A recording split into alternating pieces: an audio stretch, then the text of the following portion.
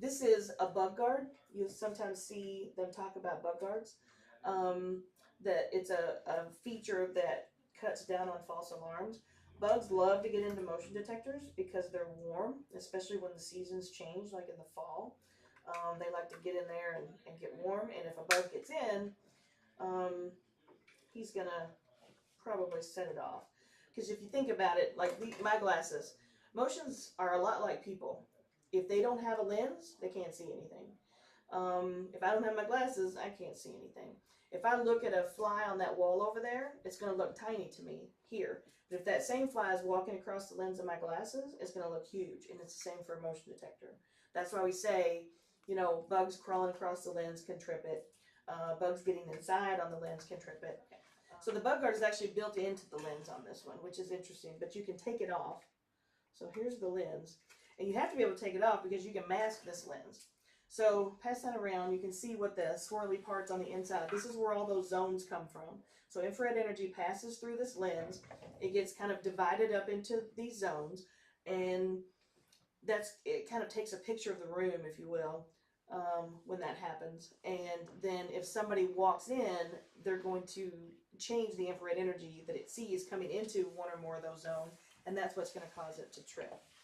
Um, you can actually mask these. So there's different ways that you can determine where the motion can see. This is the masking thing for that particular motion. And it's got a grid layout that shows you all the different little zones that we talked about. Short range, long range, and intermediate. And you can say, oh, I need to, mask off this zone. And you can take this sticky stuff and stick on there and it'll mask it. If it's masked, it can't see in that area. So that's That's so like let's say you had a pet and you had that motion, you probably want to mask off the lower zone. right. Now some of these, if they're pet immune, they just don't have a lower zone. So some of them don't do look down. Some of them do. Some of them have an option. This one actually has an option right here.